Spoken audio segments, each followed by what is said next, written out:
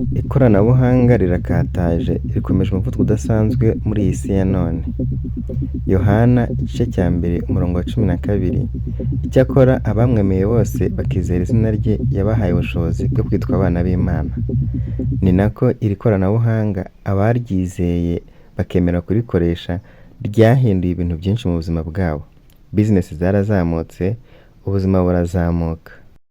Hari inzego zitandukanye cyangwa ibigo bitandukanye ndetse n'abantu ku giti cyabo bamenye iby'ikoranabuhanga bahitamo kurifatirana rikiza, barikoresha mu nyungu zabo kugira ngo bakomeze gutera imbere.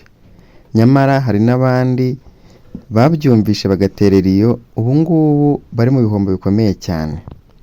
Ariko reka twivugire akamaro k'ikoranabuhanga mu kuba ubuzima bw'umuntu bwatera imbere cyangwa se bwasubira inyuma, uwo muntu akisanga ari mu bukene bukabije cyane.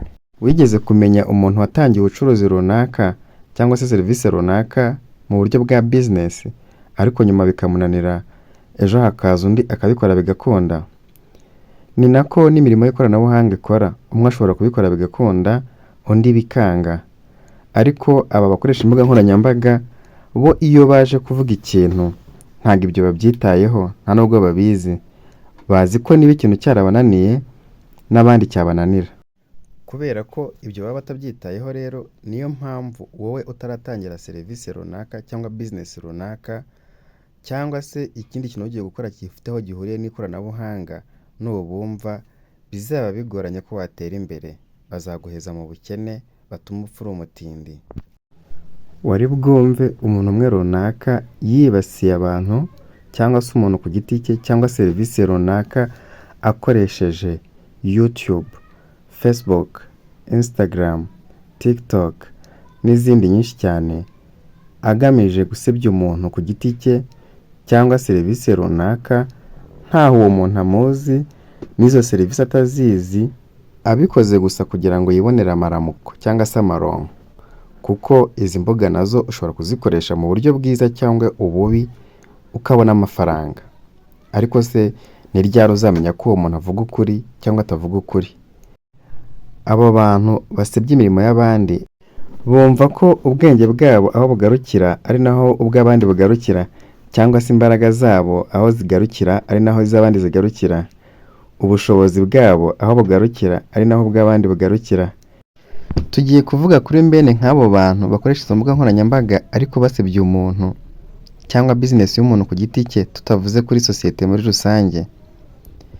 Urugero, bakavuga ubucuruzi bwa runaka nabi, bakabutuka, bakangiza izina rye, ku buryo uwo muntu abaye adafite umutima ukomeye ashobora no guhita ahagarika ibikorwa.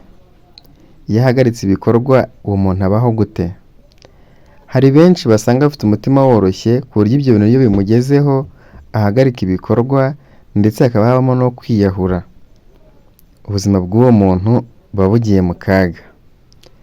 Hari undi muntu wumva ibyo ngibyo yari agiye gukora ubucuruzi nka bwa bundi bamaze gusebya, cyangwa se yari agiye gutangira ikigo runaka gitanga serivisi zisa nk'izo basebeje.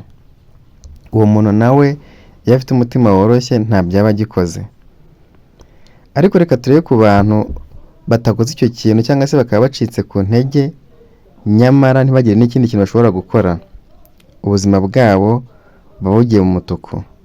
Imiryango yabo bigiye gutangira kubaho nabi nk'abakene.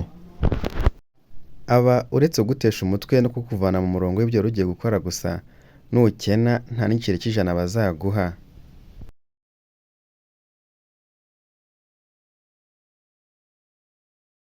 Uzaguma uri umukene, nunasabiriza bazaba aba mbere mu kukuvuga ati wabonye uriya muntu wagira ngo nta bwenge agira, n'ibindi byinshi nk'uko bavuga abo bandi cyangwa se ibyo bigo runaka cyangwa iyo mirimo y'abandi runaka. Uko bayivuga ni nako bazahindukira bakavuga ibyawe.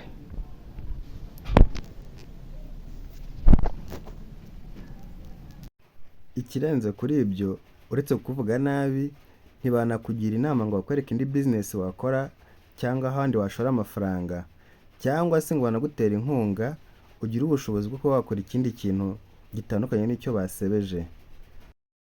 Icyo gihe ibyawe bizaba birangiye, nihatagira umugira neza ugukangura ngo akwereke ko bakuyobeje. Iyi ni isi y'ikoranabuhanga. Kubera ko rero ibyo byose batabyitayeho, niyo mpamvu wowe ubakurikirana nubaha amatwi ukabaha ibitekerezo byawe, bazakuyobya bakuvane mu murongo, bari kugukura mu bukene. Niyo mpamvu nakugira inama, niba hari amakuru runaka wumvishe ku kintu runaka, genda wishakira amakuru neza, utohoze, ukore ubushakashatsi bwawe. Nusanga hari ababikora bikabaha amafaranga, nawe ubigerageze. Gerageza amahirwe yawe igihe cyose iyo mirimo ushaka gukora cyangwa serivisi ushaka gutanga zemewe n'amategeko ndetse zabiherewe uburenganzira n'igihugu ukoreramo. Ndabashimiye, naho ubutaha.